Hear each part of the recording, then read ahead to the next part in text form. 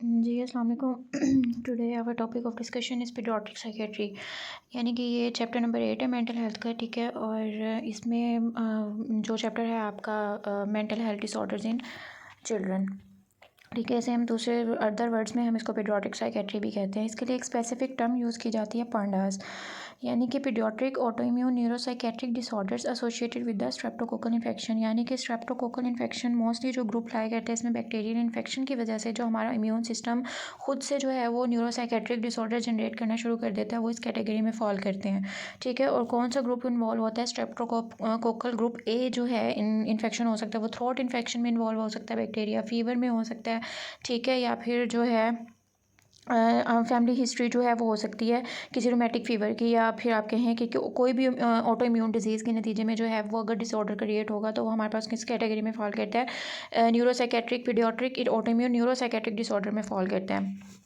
ठीक है।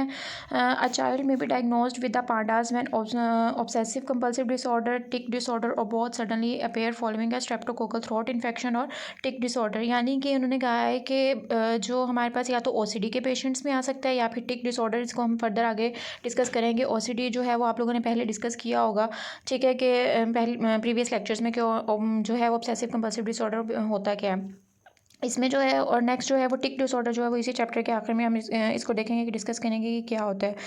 ठीक है। फिर होता है क्या है कि मोस्टली जो है इन्होंने कहा है कि या तो टिक डिसऑर्डर या फिर ओसीडी, इन दोनों पेशेंट्स में जो है ये पांडास का जो डिसऑर्डर्स है ऑटो इम्यून डिसऑर्डर जो है न्यूरोसाइकेट्रिक डिसऑर्डर इनमें हो सकता है, या फिर अगर या तो दोनों में से कोई एक केस होगा या फिर दोनों जो है अगर पेशेंट के अंदर मौजूद हैं, एक बच्चे के अंदर मौजूद हैं, तो वहाँ पर भी ये पे जो है वो डायग्नोज हो सकता है। होता किस ईयर ग्रुप में है, किस एज ग्रुप में है? 3 to 12 ईयर्स ऑफ एज में जो है ये मोस्टली उन लोगों को क्या करता है, इफेक्ट करता है। मेल चिल्ड्रन में जो है वो मोस्टली ज़्यादा पाया जाता है। होता क्या है, स्ट्रेप्टोकोकल ग्रुप ए इन्फेक्शन की वजह से हो सकता है, किसी स्कारलेट फीवर की वजह से हो सकता है, या फिर फैमिली हिस्ट्री ऑटोइम्यून डिजीज़ की, या फिर रोमेटिक फीवर की। इनमें जो है ये पांडास का डिसऑर्डर पाया जाता है, ठीक है। और साइन सिम्टम्स अगर हम इसके देखें तो साइकोलॉजिकल साइन सिम्टम्स में वही एंजाइटी और डिप्रेशन से एंजाइटी डिसऑर्डर आ जाता है, एक्सट्रीम ओसीडी है, और फिर बेड वेटिंग है, सडन चेंजेस आ सकती हैं मूड में, ठीक है। इरिटेबिलिटी हो सकती है, चैलेंजिंग बिहेवियर है, और सेल्फ हार्म है, स्लीप डिस्टर्बेंसेज हो सकती हैं, sudden restricted food intake due to the texture या टेस्ट की वजह से ये जो है उसका रेस्ट्रिक्टेड फूड इनटेक जो है वो हो सकता है। फिजिटिंग सिम्टम्स आ सकते हैं सिमिलर टू एडीएचडी भी जो है वो आगे फर्दर इसी चैप्टर में हम डिस्कस करेंगे ये क्या होता है, ठीक है। बिहेवियरल रिग्रेशन आ सकता है, बेबी टॉक जैसे एक बच्चा जो है उस तरह से करना शुरू कर देता है कि यानी कि वर्ड्स को प्रॉपर्ली वो प्रोनाउंस नहीं कर सकता, ठीक है। टिक्स या टॉरेट सिंड्रोम जो है वो भी आगे फर्दर डिस्कस करेंगे ये क्या होते हैं। इसमें ये साइकोलॉजिकल सिम्टम्स आ सकती हैं अगर पांडास का पेशेंट है तो, ठीक है, यहाँ से हम इनको डायग्नोज कर सकते हैं। न्यूरोलॉजिकल साइन सिम्टम में क्या होगा? Changes in the motor skills like problem in hand writing, ठीक है, डेक्सटेरिटी है, problems in performing the task with hands, ठीक है, मतलब उसके जो मोटर बिहेवियर होंगे वो सारे डिस्टर्ब हो जाएंगे। Difficulty in concentration and learning, ठीक है, पुअर परफॉर्मेंस होगी स्कूल में क्योंकि कॉन्सेंट्रेट नहीं कर पाएगा, ठीक है। लर्निंग एबिलिटी जो है, लर्निंग स्किल जो है वो भी डिमिनिश हो जाएगी, रिड्यूस हो जाएगी, और रिड्यूस कॉन्सेंट्रेशन होगी, और हेलुसिनेशंस भी हो सकती हैं, ठीक है। ये इसके साइकोलॉजिकल सिम्टम्स और न्यूरोलॉजिकल सिम्टम्स है। नेक्स्ट उसके बाद टाइप्स ऑफ पांडा जो है on the basis of severity में हम तीन जो है इसको कैटेगरी में इसको लाई करती हैं। एक माइल्ड होता है, फिर मॉडरेट होता है, और देन स्वेयर होता है, ठीक है। माइल्ड में क्या होगा? Symptoms are significant and cause the disruption at home and school, मतलब अगर माइल्ड पांडास का पेशेंट है तो उसमें क्या होगा कि सिम्टम्स जो हैं वो उसकी डेली लाइफ को जो है वो डिस्टर्ब कर रहे होंगे, लेकिन सिग्निफिकेंट सिम्टम्स होंगे जो नज़र आ रहे होंगे। Symptoms last for a few hours a day, ठीक है, दिन में किसी एक टाइम पे जो है वो एक टाइम पे ये स्पेसिफिक आवर्स के लिए उन्होंने कहा कि सिम्टम्स अपीयर होंगे। Overall symptoms severity is in trouble but controllable range, ठीक है। सिम्टम्स की सेवेरिटी होगी कुछ घंटों के लिए होगी, दिन में एक स्पेसिफिक पीरियड के लिए, लेकिन जो है वो क्या होगी? कंट्रोलेबल रेंज में होगी। इसको जो है वो उसके बाद क्या किया जा सकता है? कंट्रोल किया जा सकता है, ठीक है। मॉडरेट में क्या होगा? Symptoms are distressing and interfere with the daily activities, अब इसकी डेली एक्टिविटीज़ जो है वो डिस्टर्ब होना शुरू हो जाएंगी, ठीक है। Symptom last for 50 to 70% of waking hours, मतलब कि अगर 12 आवर्स की शिफ्ट में अगर पर्सन जो है वो अवेकनिंग स्टेट में है, 50 to 70% वो अवेकनिंग स्टेट जो है वो क्या होगा? उसमें पांडास के सिम्टम्स आ रही होंगी, उसका मोटर बिहेवियर ख़राब होगा, ठीक है, उसकी कॉन्सेंट्रेशन नहीं होगी, उसको हेलुसिनेशंस भी हो सकती हैं, और अगर हम साइकोलॉजिकल सिम्टम्स में देखें तो वही डिप्रेशन और एनजाइटी ये सारी चीज़ें लाई कर रही होंगी। Ritual of separation anxiety disorder में prevent the child from school but child is able to visit अपने जो उसके जितने भी उसके जो रिलेटिव्स होंगे उनके पास जो उन्होंने कहा है कि उनके साथ जो रिलेशनशिप होगा वो ठीक होगा, लेकिन जो उसके जो स्कूल हैबिट्स होंगी वो डिस्टर्ब हो सकती हैं एनजाइटी डिसऑर्डर की वजह से। ठीक है, जो उसके क्लोज़ वन जो है वो रिलेटिव्स होंगे, जो क्लोज़ वन उसके जो आप कहें कि रिश्ते होंगे, उनके साथ जो है वो बच्चा जो है वो क्या होगा, कंफर्टेबल होगा। वहाँ पे जो है उसके सिम्टम्स जो है वो कम होगी अगर मॉडरेट पर्सन होगा। लेकिन अगर वही बच्चा जो है वो बाहर जाता है, स्कूल गोइंग हुआ है, तो वहाँ पे जो है वो सिम्टम्स उसके जो है एनजाइटी के सिम्टम्स जो है वो क्या होना शुरू हो जाएंगे। वहाँ पे वो सबसे अलग अलग रहना चाहेगा। ये सिम्टम्स जो है वो उसको स्कूल लेवल पे जाके फील होंगे। ठीक है, नेक्स्ट उसके बाद हमारे पास क्या है, स्वेयर बैंडास थर्ड इसकी टाइप है। Symptoms are incapacitating the life threatening and occurs 71 to 100% and waking hours. मतलब इसमें जो है वो टोटली हर वक्त पेशेंट के अंदर जो है वो न्यूरोलॉजिकल सिम्टम्स भी आ रही होंगी और साइकोलॉजिकल सिम्टम्स भी आ रही होंगी। सिग्निफिकेंट जो है वो वेट लूज होगा। अगर ऊपर हमने पढ़ा था कि जो है वो क्या होगा कि रेस्ट्रिक्टेड फूड इनटेक हो जाएगा उसका। ठीक है, एक्सट्रीम इम्पल्सिविटी होगी, सुसाइडल आइडियाज़ आएंगे उसको, सेल्फ इंजरियस बिहेवियर होगा। ठीक है, वो खुद को हार्म पहुंचाना चाहेगा। चाइल्ड में not be able to leave the house. ठीक है, वो एक टोटली होम बाउंड होकर रह जाएगा। वो जो है अपने सोशल सर्कल में अपनी फैमिलीज़ के साथ भी कंफर्टेबल नहीं होगा। और स्कूल जो है अगर वो जा रहा है, स्कूल गोइंग एज में है, तो वहाँ भी जो है वो क्या होगा, उसकी एक्टिविटी जो है वो क्या होगी, बाउंड हो जाएगी, लिमिटेड हो जाएगी। वहाँ पे भी जो है वो उसको सिम्टम्स जो है वो अपेयर हो रहे होंगे। ठीक है, नेक्स्ट उसके बाद अगर हम देखें तो जो चिल्ड्रन में स्पेसिफिक हमारे पास डिसऑर्डर पाया जाता है कौन सा है, ऑटिज्म स्पेक्ट्रम डिसऑर्डर। वो पहले हमने डिस्कस किया पांडास, अब नेक्स्ट जो है क्या है, ऑटिज्म स्पेक्ट्रम डिसऑर्डर है। प्रीवियसली कैटेगराइज्ड एज पीडीडी यानी कि परवेजिव डेवलपमेंटल डिसऑर्डर।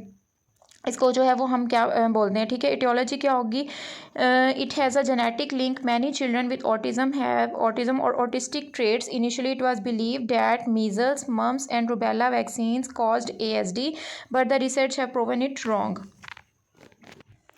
बेसिकली ये होता क्या है कि न्यूरो डेवलपमेंटल डिसऑर्डर होता है, यानी कि जो बाय बर्थ ही या तो ब्रेन की प्रॉपर डेवलपमेंट नहीं हुई होती, उस वजह से इसी वजह से हम इसको जेनेटिक भी कहते हैं कि पेरेंट्स से जो है वो ऑफस्प्रिंग्स में भी ये ट्रांसफ़र हो सकता है। और साथ ही ये भी हो सकता है कि अगर पेशेंट एक बेबी जो है बाय बर्थ ही अगर उसके अंदर जो है वो उसके जो ब्रेन की डेवलपमेंट जो है वो प्रॉपर नहीं हुई, तो उस केस में भी जो है वो ऑटिज्म स्पेक्ट्रम डिसऑर्डर क्रिएट हो सकता है।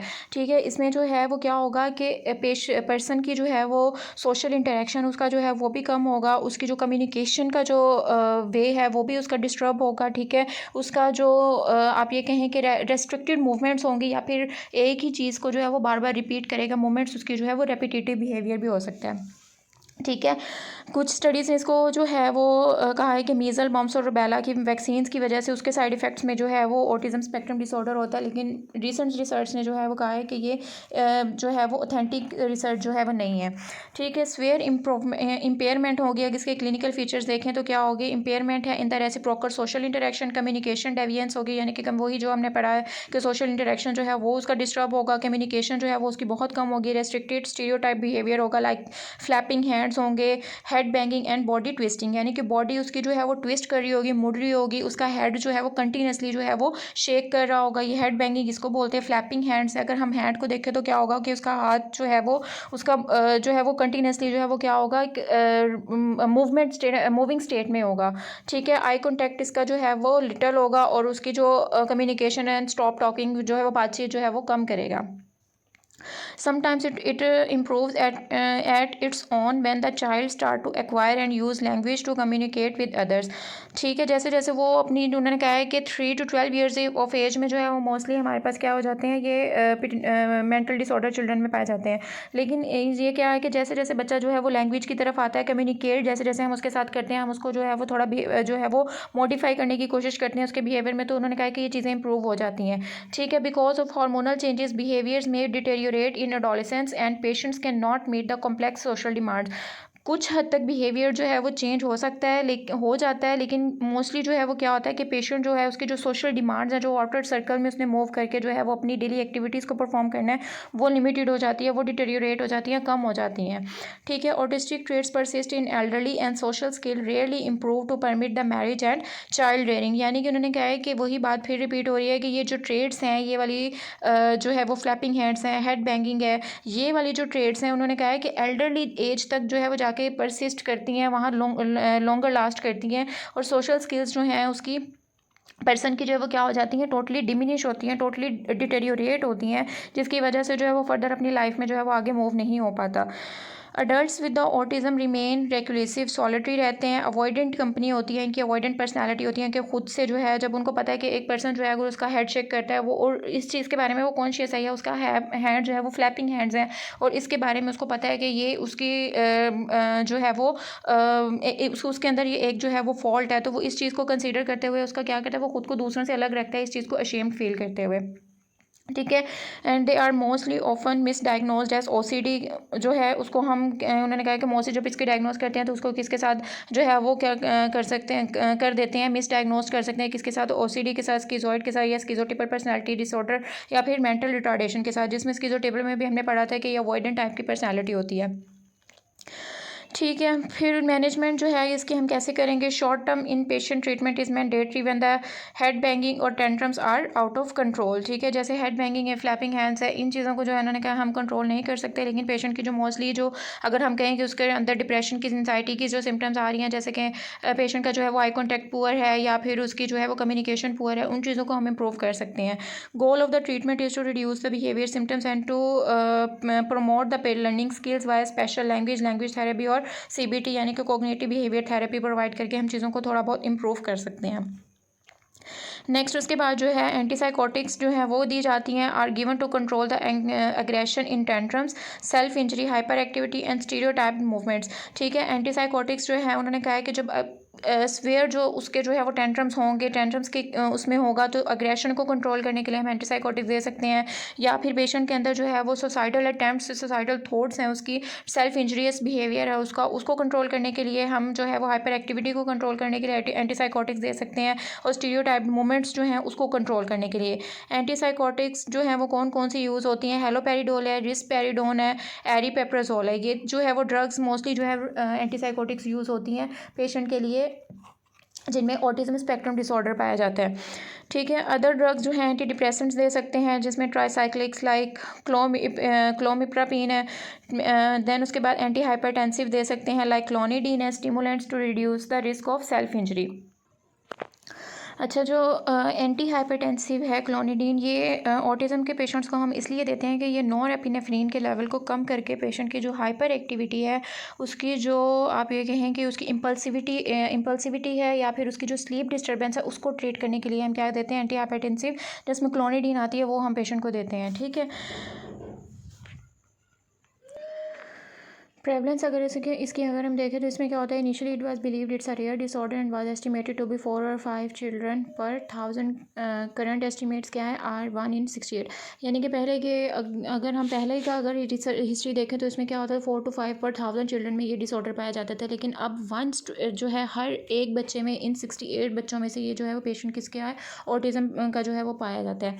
ठीक है, it's 5 times more prevalent in boys than the girls, usually it's identified by 18 months of age and not later than 3 years। ठीक है, क्या होता है कि वो मोस्टली किस में पाया जाता है, बॉयज़ में पाया जाता है एज़ कम्पेयर टू गर्ल्स, और किस में है 18 months ऑफ एज में जो है ये डायग्नोज हो जाता है, डिटरमाइन हो जाता है, आइडेंटिफाई हो जाता है, और not later than the 3 years। उसके बाद जो है वो 3 years के बाद जो है हम उसको आइडेंटिफाई, डायग्नोज नहीं कर सकते।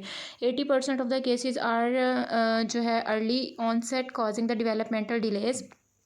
ठीक है, इसमें क्या होता है, अर्ली ऑनसेट की वजह से जो है वो क्या हो जाता है, जो डेवलपमेंटल बच्चे की जो एक ग्रोथ है वो क्या हो जाती है, उसमें डिलेज आना शुरू हो जाते हैं। 20% have the normal growth and developmental until 2 or 3 years of the as.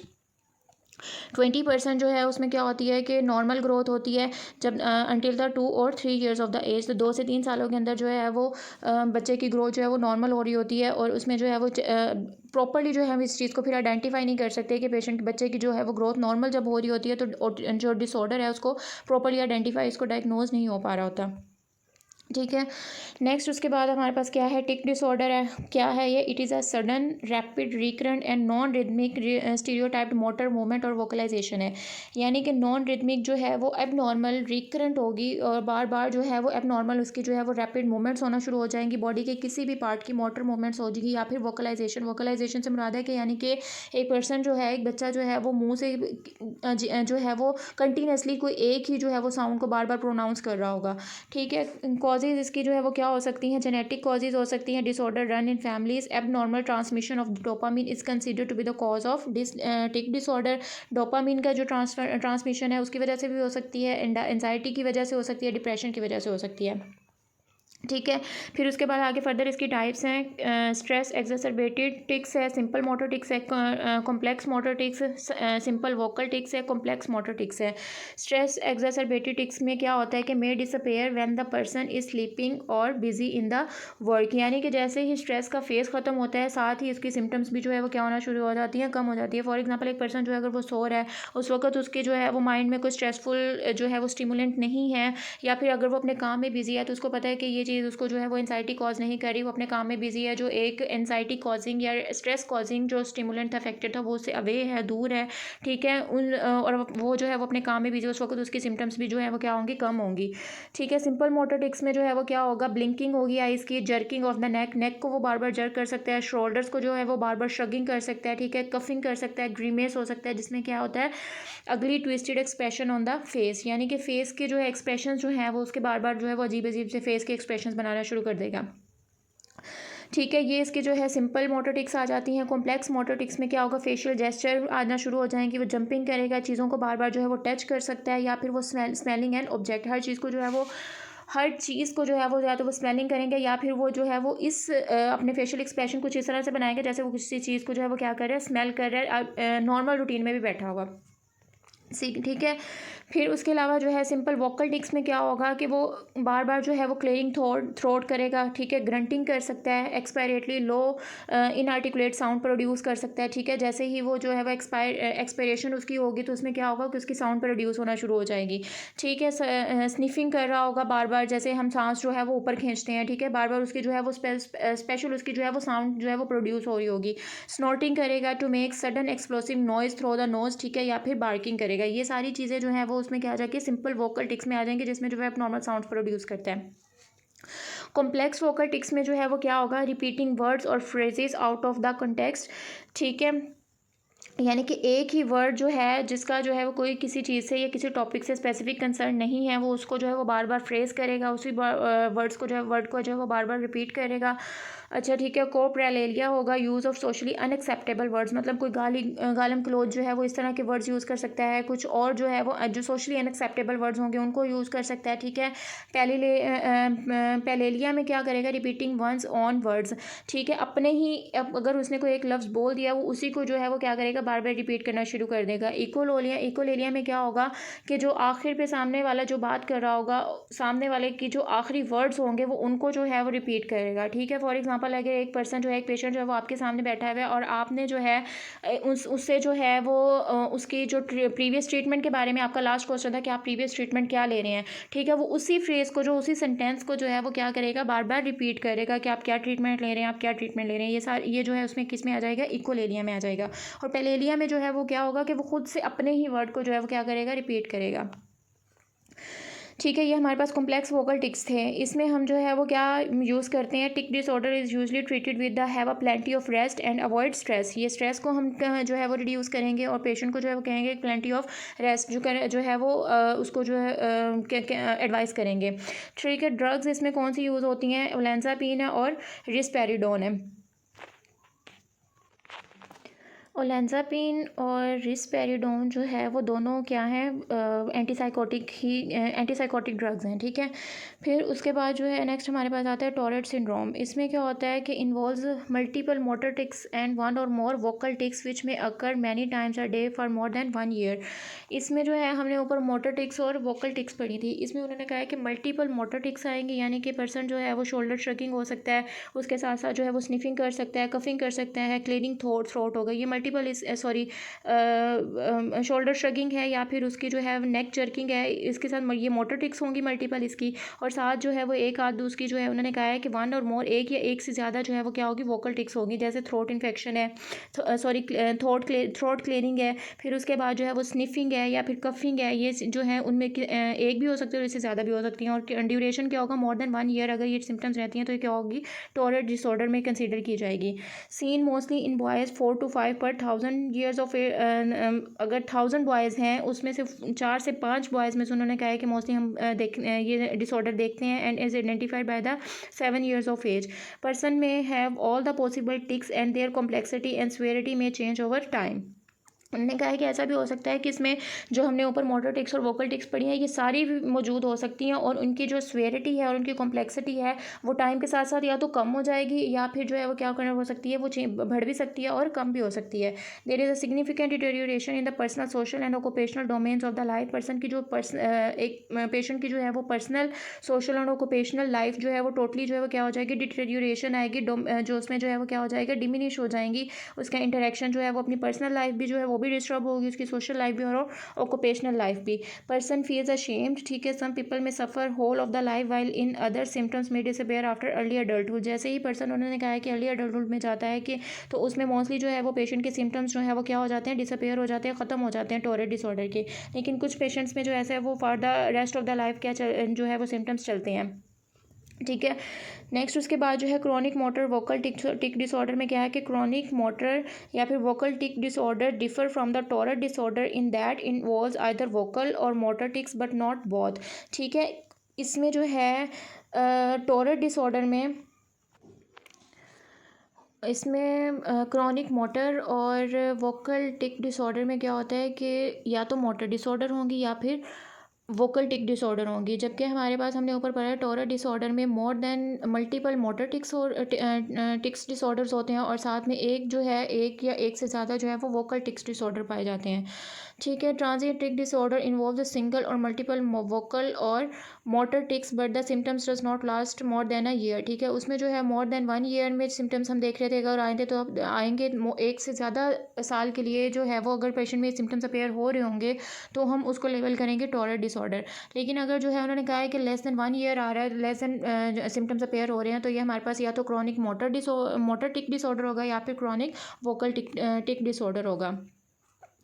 ठीक है, नेक्स्ट उसके बाद जो है लर्निंग डिसऑर्डर है. A specific learning disorder is diagnosed when a child's achievement in reading, writing, mathematics, formal education, intelligence is below the expected age. यानी उसकी as के हिसाब से जो है हम देखेंगे कि पर्सन अगर एक बच्चा जो है वो 3 ईयर्स ऑफ एज या 4 ईयर्स ऑफ एज में माइनर चीज़ों को जो है वो रिमाइंड रखता है, याद रख रहा है, रिमेंबर रख रहा है. ठीक है, उसको जो है वो चीज़ें याद हो रही हैं या फिर जो है हमने जो उसको सिखाया है या फिर उसको जो है वो अगर 4 to 5 ईयर्स ऑफ एज में जाके उसकी राइटिंग जो है वो अगर पेंसिल पकड़ के लिखना जो है वो सीख रहा है या नहीं सीख रहा है, ये सारी चीज़ें जो है एक्सपेक्टेड एज में जो चीज़ें एक्सपेक्ट की जाती है अगर वो पर्सन जो है वो नहीं कर रहा है, पेशेंट जो है इस चीज़ को अचीव नहीं कर रहा तो उस वक्त जो है हम पेशेंट को किस चीज़ का डिसऑर्डर वो करेंगे लर्निंग डिसऑर्डर का जो है वो पेशेंट लेबल करेंगे. ठीक है, learning problems interfere with academic achievements, reading and writing disorder is detected in the first years of the life. ठीक है, उन्होंने कहा है कि एकेडमिक अचीवमेंट के साथ जो है वो इंटरफेयर करती हैं और साथ ही रीडिंग एंड राइटिंग डिसऑर्डर जो है वो फर्स्ट ईयर ऑफ लाइफ में जो है हम इसको आइडेंटिफाई कर लेते हैं. Math disorder is detected till the 5th grade stage. These peoples have problems with employment and social adjustment. ठीक है, 5th ग्रेड में जाके जो है वो मैथमेटिक प्रॉब्लम जो है वो डायग्नोज होना शुरू हो जाती हैं. अर्ली डिटेक्शन जो है वो और इफेक्टिव इंटरवेंशन एंड को existing problems is associated with the better outcome. ठीक है, इसमें जो उन्होंने कहा है कि अगर हम ये इस चीज़ को अर्ली डिटेक्ट कर लेते हैं और साथ में जो है वो अच्छी एक ट्रीटमेंट प्रोवाइड करते हैं, अच्छा इफेक्टिव इंटरवेंशन जो है वो हम अपनी करते हैं तो और साथ ही इसके जो है वो पेशेंट को कोई और प्रॉब्लम जो है वो मेंटल डिसऑर्डर की, कोई स्ट्रेस है, कोई एंजाइटी है या फिर कोई और उसकी जो है वो फॉर एग्जांपल टिक डिसऑर्डर है या फिर जो है वो टोरेट डिसऑर्डर जैसे हमने ऊपर पढ़ा है, ये चीज़ें अगर ना चल रही हों तो हम इस चीज़ को जो है वो क्या कर सकते हैं, इम्प्रूव कर सकते हैं. ठीक है, मोटर स्किल डिसऑर्डर में क्या होता है, this disorder is detected when the child starts crawling, walk or when an older child tries to dress independently or manipulate the toys such as building blocks. ये सारी चीज़ें जो है वो एक्सपेक्टेड एज में जब एक पर्सन जो है उससे ये एक्सपेक्ट किया जाता है कि इस एज में जो है वो अगर फॉर एग्जांपल एक बच्चा जो है वो 7 to 8 या 9th मंथ्स में जाके वो क्रॉल करना शुरू कर रहा है और तो वो एक नॉर्मल बच्चा जो है वो कंसिडर किया जाता है. लेकिन अगर जो है वही अगर ये चीज़ें उसके अंदर मौजूद नहीं है या फिर अगर जो है वो 1 साल से ऊपर हो के एक बच्चा जो है उसकी वॉक का जो सिस्टम है वो स्टार्ट नहीं हुआ. ठीक है, और when an older child tries to dress independently, और एक बच्चा जो है वो 3 to 5 ईयर्स ऑफ एज में जो है वो इंडिपेंडेंटली जो है वो अपने कपड़े चेंज नहीं कर सकता, अपनी डेली एक्टिविटीज़ को परफॉर्म नहीं कर सकता, या फिर टॉयज़ को अपने जो है वो मैनिपुलेट नहीं कर सकता। ये सारी चीज़ें जो है फिर अगर आ रही हैं एक पर्सन में जो है वो हम डायग्नोज कर रहे हैं, तो वो किस में आएगी? मोटर स्किल डिसऑर्डर में आएंगी। डेवलपमेंटल कोऑर्डिनेशन डिसऑर्डर में को exist with the communication disorder. उन्होंने कहा है कि जैसे ही ये वाली डेवलपमेंटल डिसऑर्डर जो है, कोऑर्डिनेशन नहीं जब इनमें होंगी, ये वाली चीज़ें जो है वो फर्दर आगे किस में जो है वो करती हैं, को एग्जिस्ट करती हैं, किसके साथ? कम्युनिकेशन डिसऑर्डर के साथ। ठीक है, पर्सन की जो है जब एक मेंटली डेवलप नहीं होगा तो मेंटली डेवलप नहीं होगा तो अपने मोटर फंक्शंस भी परफॉर्म नहीं करेगा। जब मोटर फंक्शंस जो है वो प्रॉपर्ली परफॉर्म नहीं करेगा, साथ साथ उसकी जो है वो कम्युनिकेशन डिसऑर्डर जो है वो भी पुअर होंगी। ठीक है, कम्युनिकेशन स्किल्स जो है वो भी पुअर होंगी। School must provide the adaptive physical education and sensory integration programs to treat the motor skill disorder. ठीक है, a child with the tactile defensive discomfort at being touched by other people might be involve in touching and rubbing the skin surfaces. Tactile defensiveness में क्या होता है कि एक person बच्चा जो है अगर उसको माइनर सा जो है वो टच किया जाए तो वो उसके लिए हाइपर सेंसिटिविटी जो है वो शो करता है। तो उन्होंने कहा है कि इस चीज़ को जो है वो क्या किया जा सकता है कि माइट भी इन्वॉल्व, उसको इन्वॉल्व हम कर सकते हैं टचिंग में and rubbing the skin surfaces. ये माइनर सी जो है वो उसकी चीज़ें, माइनर ट्रीटमेंट है, जो इनिशियल ट्रीटमेंट आप कहें कि उसको जो है वो पेशेंट की इस डिसऑर्डर को इम्प्रूव करने के लिए हम इम्प्लीमेंट कर सकते हैं, इंटरवेन कर सकते हैं। ठीक है, कम्युनिकेशन डिसऑर्डर जो है वो क्या है कि communication disorder is fair enough to handle the development academic achievements daily activities और सोशलाइजेशन। उसकी जो है वो एकेडमिक अचीवमेंट को भी जो है वो क्या करेगा? डिस्टर्ब करेगा। डेली एक्टिविटीज़ को भी डिस्टर्ब करता है और सोशलाइजेशन जो है उसको भी डिस्टर्ब करता है। Expressive language disorder impaired ability है to communicate through verbal sign language. Child has difficulty is in learning the new words and speaking the complete and correct sentences. एक पर्सन जो है वो एक बच्चा जो है वो क्या करेगा? उसको न्यू या तो वो लैंग्वेजेस सीखेगा ही नहीं, उसकी जो है वो इनएबिलिटी होगी या इम्पेयर्ड एबिलिटी होगी कि वो लोगों के साथ जो है वो क्या कर सके? कम्युनिकेट कर सके। ना तो वो वर्बली करेगा और ना ही वो जेस्चर्स करेगा। ठीक है, अपने जेस्चर्स देगा किसी किस्म के। ठीक है, और उसमें जो है वो ना और इम्पेयर्ड एबिलिटी होगी कि वो न्यू वर्ड्स भी नहीं सीख पाएगा। ठीक है, या फिर अगर उसको एक सेंटेंस पूरा बोलने को दिया जाए वो उसको भी प्रॉपर्ली प्रोनाउंस जो है वो नहीं कर पाएगा। Mixed repetitive expressive language disorder में क्या होगा? Child has problem in both expressing the language disorder and inability to understand the meanings of the words and the sentences. ऊपर जो है वो क्या था कि पेशेंट बच्चा जो है वो चीज़ बात को जो है, जो आपने बात बोली है, जो आपने कुछ आपने उसको जो है एक सेंटेंस बोला वो उसको समझेगा, लेकिन उसको प्रोनाउंस नहीं कर पाएगा एग्जैक्टली, उसको एज इट इज़ जो है वो बोल नहीं पाएगा। लेकिन जो mixed receptive expressive language disorder, इसमें क्या होगा कि ना तो वो सेंटेंस को बोल पाएगा और ना ही जो आपने वर्ड्स बोले हैं उसको जो है वो क्या करेगा? उसको समझ पाएगा। उसकी जो है वो कॉन्सेंट्रेटिंग पावर, उसकी लर्निंग पावर जो है, डेवलपमेंटल पावर जो है वो भी क्या होगी? डिमिनिश होगी। ठीक है, बोलने के साथ साथ जो है वो चीज़ों को समझ भी नहीं पाएगा, अंडरस्टैंड भी नहीं कर पाएगा। फोनोलॉजिक डिसऑर्डर क्या है? It involves problem in articulation forming the sound that are the part of speech. यानी कि वो एग्जैक्ट वर्ड्स जो है उनकी प्रोनाउंसिएशन नहीं कर पाएगा। ठीक है, जो वर्ड आपने बोला है वो उसको अपने जो है वो उसमें जो है वो वर्ड्स में जो उसको लिए आसान लगेगा, जो उसको आसानी से जो है उसको प्रोनाउंस करना चाहेगा उस तरीके से बोलेगा, लेकिन जो आप एग्जैक्ट उसकी जो प्रोनाउंसिएशन होगी वो नहीं होगी। ठीक है, फोनोलॉजिकल डिसऑर्डर बेसिकली ये होता है कि उसमें इसमें जो आपने वर्ड प्रोनाउंस किया है, बच्चा उसी वर्ड की जो है वो साउंड को क्या करेगा? प्रोनाउंस करने की कोशिश करेगा, लेकिन वर्ड जो है वो क्या होगा? वो आपके वर्ड्स बोले गए वर्ड से जो है वो क्या होगा? चेंज होगा। ठीक है, फिर उसके बाद है stuttering disturbance in the normal fluency and the time pattern of the speech. इसमें जो है वो नॉर्मल फ्लो नहीं होगा बच्चे की बात में, और ना ही वो उसका जो एक पैटर्न होगा बात करने का स्पीच का, वो भी जो है वो क्या होगा? डिस्टर्ब होगा। Phonological and stuttering disorder run in families and occur more frequently in boys and the girls. ठीक है, इसमें जो ट्रीटमेंट हम क्या करते हैं, कौन सी प्रोवाइड करते हैं? स्पीच एंड लैंग्वेज थेरेपी जो है बच्चों को प्रोवाइड करते हैं। नेक्स्ट उसके बाद है एलिमिनेशन डिसऑर्डर। इसमें जो है वो क्या होता है?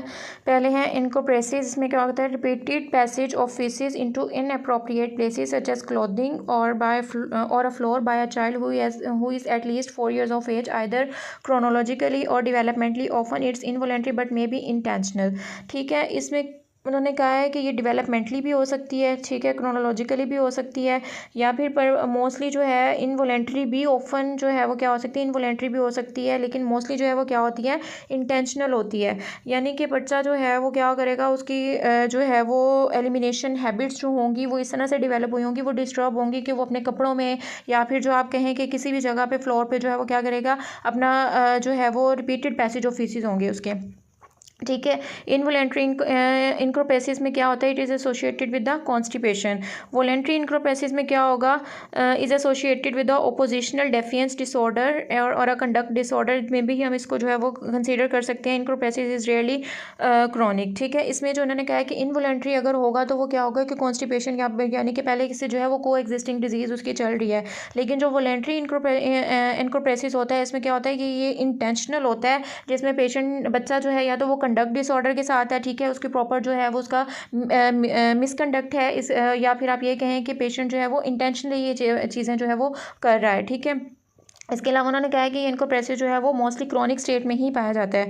Chronological age it's the number of the years we have lived, ठीक है। Developmental age it refers to the actual emotional cognitive social and the physical level that a person performs, ठीक है। जो क्रोनोलॉजिकल एज होती है, number of years जो you have lived वो होती है, ठीक है, जितने साल जो है वो आपने ज़िंदगी के जी लिए हैं, जो है वो आपने गुजारे हैं, ठीक है। फॉर एग्जांपल एक बच्चे की अगर उम्र 12 साल है तो उसको हम क्रोनोलॉजिकल एज कहेंगे, ठीक है। डेवलपमेंटल एज में जो पर्सन की जो है वो एक्चुअल जो उसकी इंटेलेक्चुअल डेवलपमेंट है, उसकी सोशल डेवलपमेंट है, उसकी जो है इमोशनल डेवलपमेंट है, ये सारी चीज़ें उसमें डेवलपमेंटल एज में आ जाती हैं, ठीक है। A child who is chronologically 12 years old can be developmentally 4 years old based the child reciprocal social communication. मतलब कि अगर उसकी क्रोनोलॉजिकल एज 12 ईयर्स है और वो बिहेव कर रहा है 4 ईयर्स ओल्ड एज पे, यानी कि 4 साल के बच्चे की तरह जो है वो बिहेव कर रहा है, इट मीन्स कि डेवलपमेंटली जो है वो बच्चा जो है वो प्रॉपर डेवलप नहीं हुआ, ठीक है।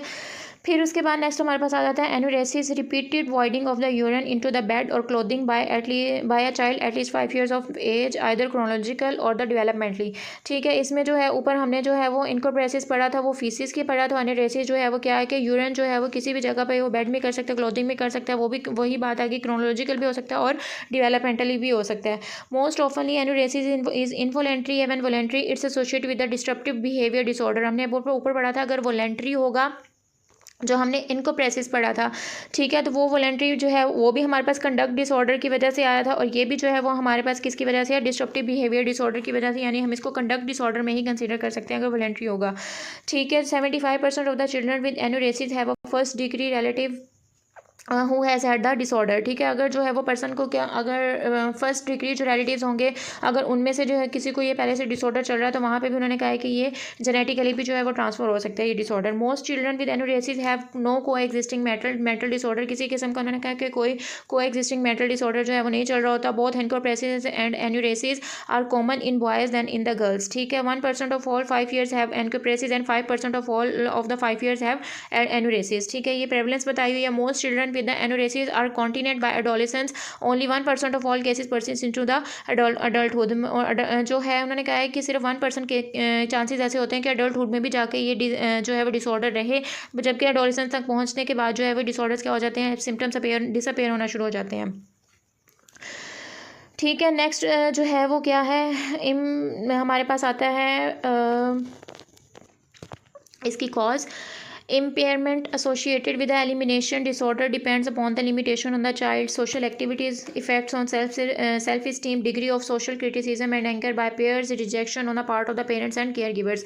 ये सारी इसकी जो है वो बेसिक कॉज आ जाती हैं। ट्रीटमेंट अगर हम इसकी जो है वो देखें क्या होगा, तो to treat the enuresis imipramine and antidepressant with urinary retention properties, ठीक है। सारे एंटी डिप्रेसेंट है और साथ जो है इसका दूसरा जो इसका फंक्शन है वो क्या है कि ये यूरिनरी रिटेंशन करवाता है। Both elimination disorder respond to the behavioral approaches such as a pad with warning bell and to positive reinforcement for the continence।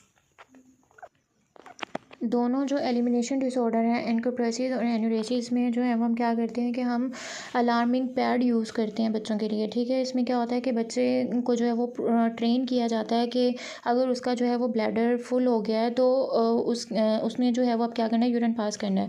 ठीक है, ये जब मॉइस्चर जैसे ही जो है वो पैड क्या होते हैं कि जैसे ही मॉइस्चर को वो फील करते हैं तो वो अलार्म करना शुरू कर देते हैं। फॉर एग्जांपल अगर बच्चा जो है वो बेड वेटिंग करता है, ठीक है, और वो सोया हुआ है तो उसमें जो है वो क्या होगा कि जैसे ही वो मॉइस्चर को फील करेगा तो अलार्म क्या करना है कि अलार्म जो है वो साउंड प्रोड्यूस करना शुरू कर देगा कि बच्चा जो है वो वेकनिंग स्टेट में आ जाएगा और बच्चा रियलाइज़ कर लेगा कि उसका जो है वो ब्लैडर जो है वो फुल है और जो है उसको अब जो है वो क्या करना है कि अपना ब्लैडर जो है वो एम्प्टी करना है। ठीक है, for children with the disruptive behaviour disorder only psychological treatments में जो है वो हम क्या करते हैं कि अगर डिस्ट्रप्टिव बिहेवियर है, वॉलेंट्री जो है वो कर रहा है एनुरेसिस या एनकोप्रेसिस, इसमें हम क्या करते हैं, साइकोलॉजिकल ट्रीटमेंट प्रोवाइड करते हैं। नेक्स्ट उसके बाद जो है वो हमारे पास क्या आती है, attention deficit hyper active disorder. इसमें जो है वो क्या होता है, it is characterized by the inattentiveness, impulsiveness और ओवर रिएक्टिविटी। ठीक है, यानी कि बच्चा जो है इनअटेंटिव होगा, कॉन्सनट्रेट जो है वो नहीं करेगा, इम्पल्सिव होगा यानी कि सडन रिस्पॉन्स जो है वो एकदम से शो करेगा और हाइपर एक्टिविटी शो करेगा। ठीक है, इसको जो है हम क्या कहते हैं, attention deficit hyper active disorder. ठीक है, प्रेवलेंस इसकी जो है वो क्या होती है, मोर कॉमन इन बॉयज़ 2:1 होती है। ठीक है, most common cause of pediatric referral 5 to 8% of the school age children are affected. ठीक है, स्कूल एज चिल्ड्रन में जो है उन्होंने कहा कि ज़्यादा होते हैं, 60 to 85% have symptoms seen even in adolescence. Careful history and examination is required to avoid the over diagnosis. ठीक है, मज़ीद इसको जो है अगर हम उन्होंने कहा है कि इसको जो है वो डायग्नोसिस या किसी और डिजीज़ के साथ को रिलेट करने से बेहतर है इसकी जो है वो कोई केयरफुल हिस्ट्री और एग्जामिनेशन जो है वो ज़रूरी होता है। Children who are very active in class and hard to handle are mistaken for the ADHD। बहुत से उन्होंने कहा है कि स्टूडेंट जो है वो स्कूल गोइंग स्टूडेंट जो है अगर वो बहुत एक्टिव हैं क्लास में या फिर जो है उनकी जो है वो क्या है, इम्पल्सिविटी है तो या फिर इनअटेंटिव है तो उनको हम जो है वो कंपेयर कर देते हैं किसके साथ, ADHD के साथ। जबकि ADHD के सिम्टम्स जो है वो उस वक्त हम लेबल करते हैं जब पर्सन के जो है वो क्या होती है, स्वेयर सिम्टम्स जो है वो आना शुरू हो जाते हैं, जो उसकी डेली एक्टिविटीज़ को जो है वो क्या कर रहे होते हैं, डिस्टर्ब कर रहे होते हैं। ठीक है, साइकोपैथोलॉजी इसकी क्या है, children with the ADHD are often जो है वो क्या होते हैं, फसी होते हैं, टेम्परामेंटल होते हैं and have poor sleep pattern. Toddlers may be described as always on the go and into everything. Children dart back and forth and jump and climb on the furniture and run through the house and has no interest sedentary activities like listening to the stories. ठीक है, बच्चा जो है उन्होंने कहा है कि उसका स्लीप पैटर्न पुअर होगा। अब आप जो है वो देखेंगे कि अगर जो टोडलर्स होंगे जो वो क्या करेंगे कि हमेशा जो है वो इधर उधर घूम रहे होंगे। ठीक है, उनको इन चीज़ों से जो है वो कोई इंटरेस्ट नहीं होगा कि बैठ के कोई उनको स्टोरी सुनाए या फिर बोर्ड गेम्स जो है वो खेलें। वो हर वक्त जो है वो जंपिंग स्टेट में होंगे, हर जगह जो है वो आगे पीछे घूम रहे होंगे। ठीक है, ये सारी चीज़ें जो है वो ADHD के बच्चों में पाई जाती हैं। Children with ADHD at the school age are fidget होते हैं, makes excessive noises by tapping और प्लेइंग विद द पेंसिल्स। ठीक है, वो जो है वो इरिटेबल नॉइज़ जो है वो प्रोड्यूस कर रहे होंगे। कभी जो है वो डेस्क के ऊपर, चेयर के ऊपर वो अपना हाथ मार रहे होंगे, टैपिंग कर रहे होंगे। कभी जो है वो क्या करेंगे, किसी की जो है वो कॉपी खींच ली है। ये सारी चीज़ें जो है वो इसमें किस में आ जाती हैं, ADHD में आ जाएंगे। एक्सेसिव नॉइज़ जो है वो बोल के जो है वो एक्सेसिव नॉइज़ प्रोड्यूस कर सकते हैं। ठीक है, environmental voices like the coughing and sneezing easily distract the child. अब इसमें जो है वो हमने ऊपर पढ़ा था इनअटेंटिवनेस होती है, यानी कि बच्चा जो है वो क्या करता है, कॉन्सेंट्रेट नहीं कर पाता। तो इसमें जो है वो क्या होगा कि उसकी जो कोई अगर पर्सन ने जो है वो कफिंग की है, स्नीजिंग की है, ये माइनर साउंड जो भी है उसको बच्चे के लिए जो है वो उसको डिस्ट्रैक्ट करने के लिए इनफ होती हैं। Child interrupts before the question is complete. ठीक है, आप उससे जो है वो क्वेश्चन करेंगे या उसे कोई बात बता रहे होंगे तो वो उसको कंप्लीट होने से पहले दरमियान में जो है वो क्या करना शुरू करेगा, बोलना शुरू कर देगा। ठीक है, academic performance suffers because child makes the hurried careless mistakes होती हैं इसकी स्कूल वर्क में, ऑफन फॉरगेट्स होमवर्क असाइनमेंट्स। ठीक है, ये सारी चीज़ें जो है सिम्टम्स इसमें जो है वो ADHD के बच्चे में पाई जाती हैं।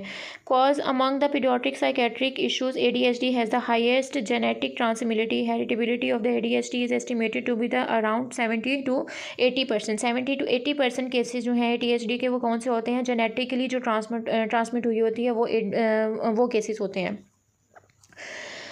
ठीक है, पीयर्स में ostracize and make fun of the child, यानी कि उसके जो दोस्त होंगे, उसके जो साथी होंगे, उसको जो है वो क्या कर देंगे, एक्सक्लूड कर देंगे अपनी टीम से, यानी कि उसको अलग कर देना। And make fun of the child, forming the positive peer relationship is difficult, teachers and the peers perceive children with ADHD more abusive aggressive, ठीक है, therefore they don't have the ability to share and return, therefore such children are excluded from the activities, ठीक है। जो उसके peers हैं या teachers हैं जो वो उस चीज़ को क्या कंसीडर करते हैं कि इसका जो है वो aggressive behaviour, bossy aggressive behaviour है, ठीक है, उसके अंदर जो है वो एबिलिटी नहीं है चीज़ों को शेयर करने की या जो है रिटर्न करने की, तो उसको जो है वो क्या करते हैं, एक्सक्लूड कर देते हैं, उसको जो है वो ऑस्ट्रासाइज कर देते हैं, ठीक है। फोरेंसिक हिस्ट्री में क्या होगा, this children have a significant forensic history as this children are involve in getting speedy tickets, high risk taking behaviour इनका होता है, सेक्सुअल प्रोमिनिटी होती है, डिसिप्लिन प्रॉब्लम्स में cause the suspension and explosions from the school, fighting and violating the laws. मतलब ये सारी चीज़ें जो है उन्होंने कहा है कि एक पर्सन के अंदर ADHD के बच्चे के अंदर जो है वो जब इसको ट्रीट नहीं किया जाता तो वो अडल्टहुड में चली जाती है, और अडल्टहुड में ये सारी चीज़ें जो है वो क्या कर रही होती हैं, उसकी लाइफ को डिस्टर्ब कर रही होती हैं, ये सारी सिम्टम्स उसके अंदर अपेयर हो रही होती हैं, ठीक है। सेकेंडरी कॉम्प्लिकेशंस जो है उसके अंदर क्या होगी, लो सेल्फ स्टीम होगी और पीयर रिजेक्शन, ठीक है, ये सारे उसमें आ सकती हैं सेकेंडरी कॉम्प्लिकेशंस में। ट्रीटमेंट इसका जो है वो क्या होगा, it's a chronic disorder and goals are managing the symptoms, हमने इसकी जो है वो सिम्टम्स को जो है वो ट्रीट करना है, यानी उसकी हाइपर एक्टिविटी को कम करना है, उसकी इनअटेंटिवनेस को डिक्रीज़ करना है, हमने उसकी इम्पल्सिविटी की जो है वो क्या करनी है, डिक्रीज़ करनी है, और बच्चे की जो अटेंशन है, जो कॉन्सेंट्रेशन है, उसको इंक्रीज़ करना है, ठीक है। यहाँ पे जो है वो कुछ स्टिमुलेंट्स जो हैं वो दिए हुए हैं, मिथाइल फेनिडेट है, ठीक है, जिस जो क्या होती है, सस्टेन्ड रिलीज़ होती है, और क्या करना होता है, 20 to 60 mg per day in morning देते हैं, और monitor for the appetite suppression, ठीक है, टेक आफ्टर मील्स। फिर उसके बाद जो है वो ट्रांसडर्मल पैचेस जो हैं वो स्टिमुलेंट्स होते हैं, ये देते हैं, ये फिर बच्चे की जो है वो क्या करते हैं, हाइपर एक्टिविटी को कंट्रोल करते हैं। 15 mg पर डे के हिसाब से है, वेयर पैच फॉर 9 और effects last 3 hours after removal, ठीक है। जैसे आप इस पैच को रिमूव करते हैं तो क्या होता है, उसका इफेक्ट 3 घंटे तक रहता है। डेक्सा एम्फिटामिन यूज़ करते हैं 5 to 40 mg per day in 2 to 3 doses में यूज़ होती है, चेक फॉर द इंसोमनिया, मतलब इसमें जो है वो क्या करना होता है, हमने मॉनिटर करना होता है इंसोमनिया का जो है वो क्या करना होता है, को चेक करना होता है, उसको मॉनिटर करना होता है। सस्टेन्ड रिलीज़ जो है अगर हम देते हैं मिथाइल फेनिडेट, तो उसमें जो है वो क्या करते हैं, हम 10 to 30 mg जो है वो मॉर्निंग में देते हैं, फुल इफेक्ट्स है ड्रग्स के, टेक 2 to 3 डेज़ में जो है वो हमने देनी होती है, और मॉनिटर करना होता है फॉर द एपिटाइट सप्रेशन को। एम्फेटामिन जो है 5 to 40 mg per day in 2 to 3 doses में दी जाती है, ठीक है। फिर सेम जो है वो हमने क्या करना है, एपिटाइट को जो है वो पर्सन की चेक करनी होती है। सस्टेन रिलीज़ अगर हम देंगे 10 to 30 mg पर देंगे, mg इन द मॉर्निंग में देंगे, ठीक है, और सेम हमने क्या करना है, एपिटाइट सप्रेशन को जो है वो चेक करना है, ठीक है। ये हमारे पास स्टिमुलेंट्स थे कुछ जिसको जो है वो हम ADHD के स्टूडेंट को दे सकते हैं, ठीक है। CNS stimulants must be avoided in the congenital structural heart diseases to avoid the sudden cardiac death, sudden cardiac arrest से जो है वो उन्होंने क्या है बचाने के लिए हम जो है वो CNS स्टिमुलेंट्स को जो है वो क्या करेंगे, अवॉइड करेंगे। ये था आपके जो है वो पीडियाट्रिक साइकेट्री, इसको जो है वो फर्दर आप लोग जो है वो लेक्चर सुन लीजिएगा, और मज़ीद अगर किसी किस्म की कोई जो है वो क्यूरी हो, कोई क्वेश्चन हो, तो आप लोग ग्रुप में